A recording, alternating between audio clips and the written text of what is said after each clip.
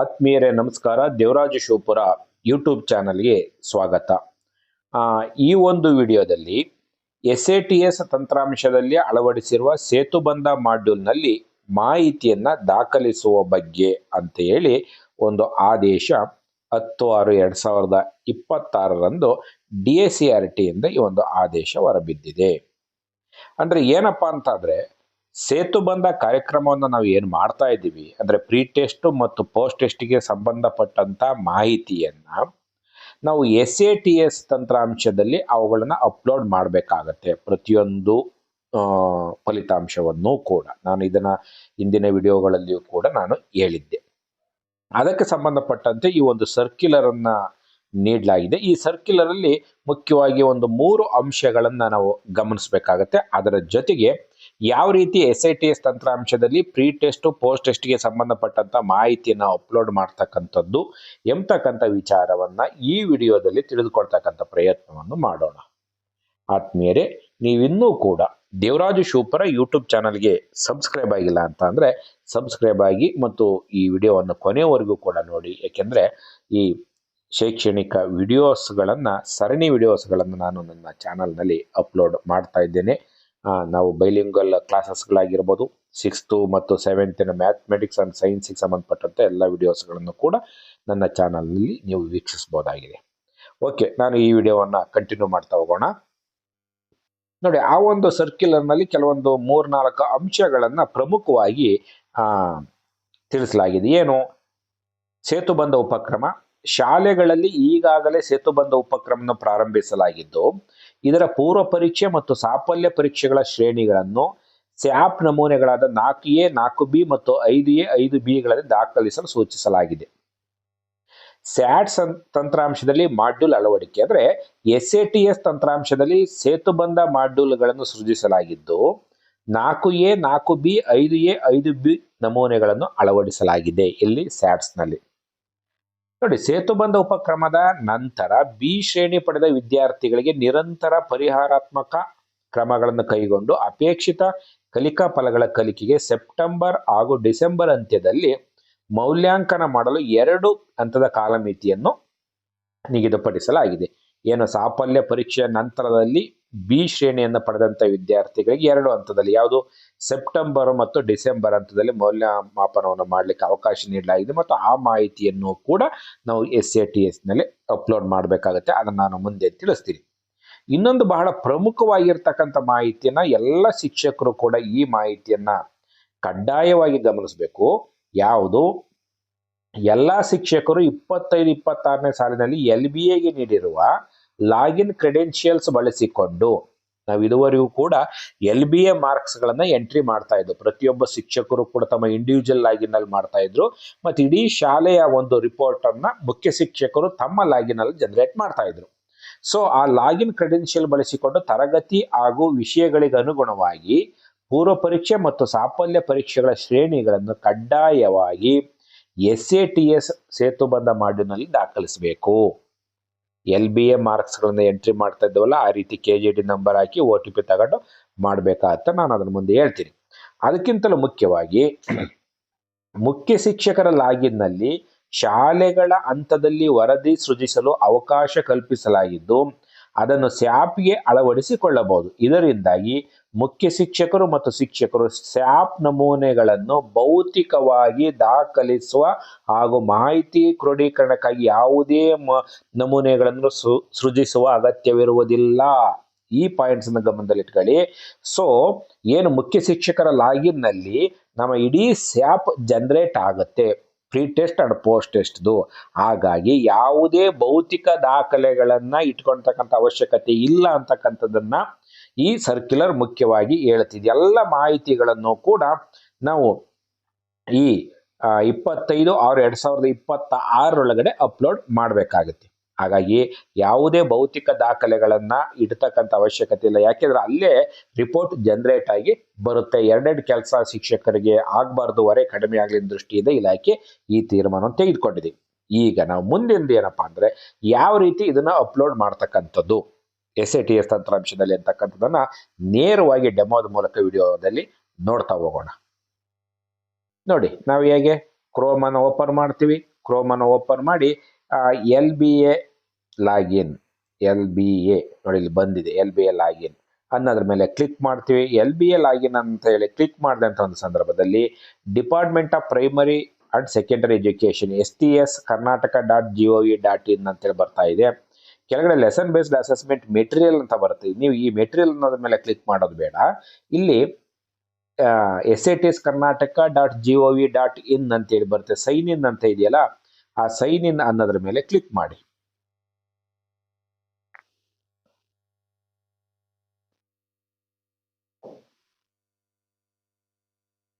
ನೋಡಿ, ಕ್ಲಿಕ್ ಮಾಡಿದಾಗ ಈ ತರದ ಒಂದು ಇಂಟರ್ಫೇಸ್ ಓಪನ್ ಆಗುತ್ತೆ. ತಮಗೆ ಗೊತ್ತಿದೆ, ಈಗ ಆಲ್ರೆಡಿ ನಾವು LBA ಮಾರ್ಕ್ಸ್ ಅನ್ನ ಎಂಟ್ರಿ ಮಾಡಿದೀವಿ. ಇಲ್ಲಿ ಟೀಚರ್ ಅನ್ನೋದ್ರ ಮೇಲೆ ಕ್ಲಿಕ್ ಮಾಡಬೇಕು.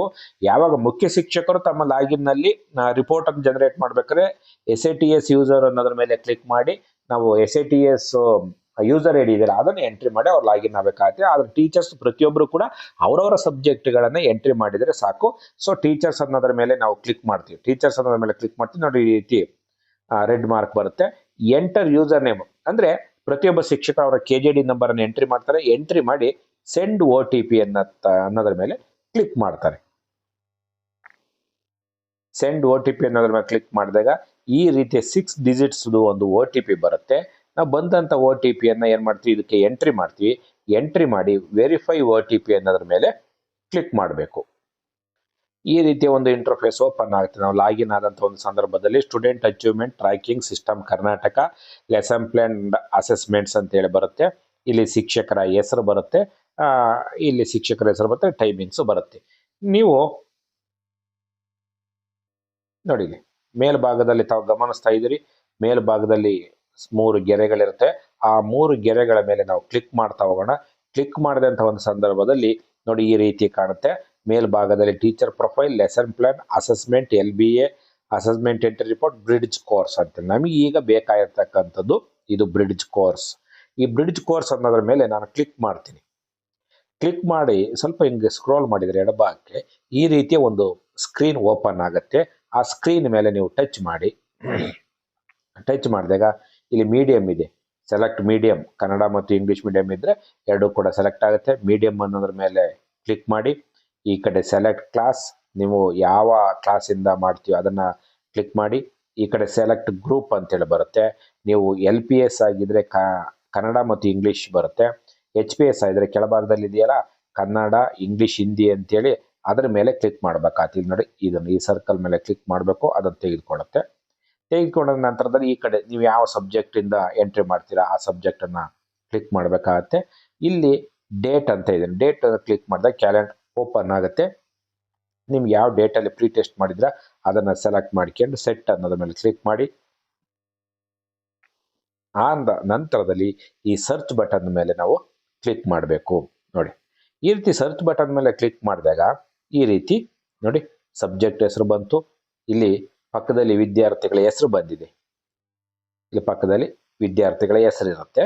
ಸೊ ಹೆಸರಾದ ನಂತರದಲ್ಲಿ ನೋಡಿ L1, L2, L3, L4, L5, L6 ಈ ರೀತಿ ಲರ್ನಿಂಗ್ ಔಟ್ಕಮ್ಸ್ ಅಂತೇಳಿ ಆಯಾ ಸಬ್ಜೆಕ್ಟಲ್ಲಿ ಎಷ್ಟೆಷ್ಟು ಲರ್ನಿಂಗ್ ಔಟ್ಕಮ್ಸ್ಗಳಿದಾವೋ ಅಷ್ಟು ಲರ್ನಿಂಗ್ ಔಟ್ಕಮ್ದು ಮಾಹಿತಿ ಸಿಗ್ತಾ ಹೋಗುತ್ತೆ ಪ್ರತಿಯೊಬ್ಬ ವಿದ್ಯಾರ್ಥಿಗಳ ಮುಂದೆ.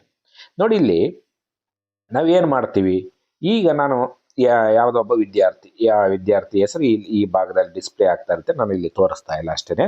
ಸೊ ನಾನು ಈಗ ನೋಡಿ ಈ ಒಂದು ಕಾಲಮಿನ ಮೇಲೆ ಈ ಒಂದು ಬಾಕ್ಸ್ ಮೇಲೆ ಕ್ಲಿಕ್ ಮಾಡ್ತೀನಿ. ಬಾಕ್ಸ್ ಮೇಲೆ ಕ್ಲಿಕ್ ಮಾಡ್ತೀನಿ. ಕ್ಲಿಕ್ ಮಾಡಿದಾಗ ನೋಡಿ ನಮಗೆ ಇರ್ತಕ್ಕಂಥದ್ದು ಅವಕಾಶ ಯಾವುದು, A ಮತ್ತು B ಅಂತ ಹಾಕ್ಲಿಕ್ಕೆ ಅವಕಾಶ. L1 ನಲ್ಲಿ ಒಂದನೇ ಲರ್ನಿಂಗ್ ಔಟ್ಕಮ್ ಕಲಿಕಾ ಫಲ 1ರಲ್ಲಿ A ಬಂದಿದೆ ಅಂತ ತಿಳ್ಕೊಳ್ಳಿ, 2ನೇದರಲ್ಲಿ B ಬಂದಾನೆ ಅಂತ ತಿಳ್ಕೊಳ್ಳಿ. ನೋಡಿ, ಮತ್ತು 3ನೇದಕ್ಕೆ ಏನೇ ತೆಗೆದುಕೊಳ್ಳಿ. ಈ ರೀತಿ ನೋಡಿ, ಇಲ್ಲಿ ಯಾವ ಕಲಿಕಾ ಫಲದಲ್ಲಿ ವಿದ್ಯಾರ್ಥಿ ಅಪೇಕ್ಷಿತ ಕಲಿಕಾ ಫಲವನ್ನು ಸಾಧಿಸಿದ್ದಾನೋ ಅಲ್ಲಿ A ಬರುತ್ತೆ. ಯಾವ ಕಲಿಕಾ ಫಲದಲ್ಲಿ ಅಪೇಕ್ಷಿತ ಕಲಿಕಾ ಫಲವನ್ನು ಸಾಧಿಸಿಲ್ಲ ಅಲ್ಲಿ ನಾವು B ಅನ್ನು ಎಂಟ್ರಿ ಮಾಡ್ತೀವಿ. ಅಂತ ಒಂದು ಸಂದರ್ಭದಲ್ಲಿ ತಾವು ಗಮನಿಸಬಹುದು, A ಬರ್ತಕ್ಕಂಥದ್ದು ಏನಿದೆ ಅದು ಗ್ರೀನ್ ಕಲರ್ ಬರುತ್ತೆ, B ಅಂತಕ್ಕಂಥದ್ದು ರೆಡ್ ಕಲರ್ ಬರುತ್ತೆ. ಅಪೇಕ್ಷಿತ ಕಲಿಕಾ ಫಲ ಸಾಧಿಸಿದ್ರೆ A ಎಂಟ್ರಿ ಮಾಡಿದ್ರೆ ಗ್ರೀನ್ ಕಲರ್ ಬರುತ್ತೆ, B ಎಂಟ್ರಿ ಮಾಡಿದ್ರೆ ರೆಡ್ ಕಲರ್ ಬರುತ್ತೆ. ಅದನ್ನ ಬಿಟ್ಟು ನಾನು ಯಾವುದೋ ಬೇರೆ ಅಕ್ಷರವನ್ನು ಎಂಟ್ರಿ ಮಾಡ್ತೀನಿ ಅಂತ ಅಂದರೆ ನೋಡಿ ಅಕ್ಷರವನ್ನು ತೆಗೆದುಕೊಳ್ಳುತ್ತೆ, ಬಟ್ ಅಲ್ಲಿ ಕಲರ್ ಯಾವುದು ಕೂಡ ಡಿಸ್ಪ್ಲೇ ಆಗೋದಿಲ್ಲ. ಅಂದರೆ ಬೈ ಮಿಸ್ ಆಗಿ ನಾವು ಎಂಟ್ರಿ ಮಾಡಿದ್ರೂ ಕೂಡ ಅದನ್ನು ಚೇಂಜ್ ಮಾಡಲಿಕ್ಕೆ ಅವಕಾಶ ಇರುತ್ತೆ. ಈ ರೀತಿ ನಾವು ಎಲ್ಲ ವಿದ್ಯಾರ್ಥಿಗಳ ನಮ್ಮ ಸಬ್ಜೆಕ್ಟ್ ಏನಿದೆ ಎಲ್ಲ ಕಾಲಮ್ಗಳನ್ನು ಕೂಡ ನಾವು ಎಂಟ್ರಿ ಮಾಡ್ಕೊಂತ ಹೋಗ್ಬೇಕು.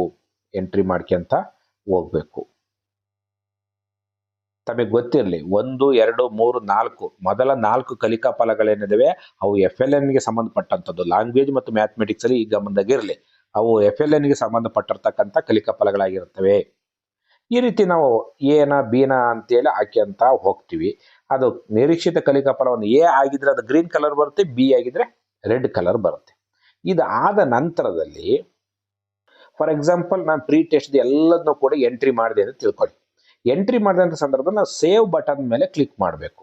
ನೋಡಿ, ಫಾರ್ ಎಕ್ಸಾಂಪಲ್ ಸೇವ್ ಬಟನ್ ಮೇಲೆ ಕ್ಲಿಕ್ ಮಾಡಿದರೆ are you sure you want to save the bridge course data ಅಂತೇಳಿ ಕೇಳುತ್ತೆ. ಸೊ ನೀವು ಸೇವ್ ಅನ್ನೋದ್ರ ಮೇಲೆ ಕ್ಲಿಕ್ ಮಾಡ್ಬೋದು. ಸೇವ್ ಅನ್ನೋದ್ರ ಮೇಲೆ ಕ್ಲಿಕ್ ಮಾಡಿದರೆ ಏನಾಗುತ್ತೆ, ಇದು ಫೈನಲ್ ಸಬ್ಮಿಷನ್ ಆಗಿರೋದಿಲ್ಲ. ಮತ್ತೆ ಏನಾದರೂ ಕೂಡ ಡಾಟಾದಲ್ಲಿ ಎಡಿಟ್ ಮಾಡಲಿಕ್ಕೆ ಏನಾದ್ರು ಮಾಹಿತಿಗಳಿದ್ರೆ ಅದನ್ನು ಎಡಿಟ್ ಮಾಡಲಿಕ್ಕೆ ಅವಕಾಶ ಇರುತ್ತೆ. ಹಾಗಾಗಿ ಮೊದಲು ನೀವು ಡೈರೆಕ್ಟಾಗಿ ನೀವು ಏನು ಮಾಡಬೇಡಿ, ಫೈನಲ್ ಸೇವ್ ಅನ್ನು ಕೊಡಬಾರ್ದು. ಫೈನಲ್ ಸೇವ್ ಕೊಟ್ಟರೆ ಮತ್ತೆ ಅದನ್ನು ಎಡಿಟ್ ಮಾಡಲಿಕ್ಕೆ ಅವಕಾಶ ಇರೋದಿಲ್ಲ. ನೋಡಿ, ಇಲ್ಲೊಂದಿಷ್ಟು ಮಾಹಿತಿಯನ್ನು ನಾನು ಹೇಳ್ತೀನಿ. ಏನು, ಪೂರ್ವ ಪರೀಕ್ಷೆಯು ಆರಂಭಿಕ ಮೂಲಭೂತ ಮೌಲ್ಯಮಾಪನವಾಗಿದೆ. ವಿದ್ಯಾರ್ಥಿಗಳ ಪಟ್ಟಿಯಲ್ಲಿ ವಿವಿಧ ಕಲಿಕಾ ಫಲಗಳ ಕಾಲಮ್ಗಳನ್ನು ನೀವು ಕಾಣಬಹುದು. ಶ್ರೇಣಿಗಳನ್ನು ದಾಖಲಿಸಲು ಖಾಲಿ ಪೆಟ್ಟಿಗೆ ಮೇಲೆ ಕ್ಲಿಕ್ ಮಾಡ್ತೀವಿ. ಎ ಹಾಕಿದರೆ ಅವನು ಗಳಿಸಿದ್ದಾನೆ, ಬಿ ಹಾಕಿದರೆ ಅವನಿನ್ನು ಅಪೇಕ್ಷಿತ ಕಲಿಕಾ ಫಲಗಳನ್ನು ಗಳಿಸಿಲ್ಲ ಅಂತೇಳಿ.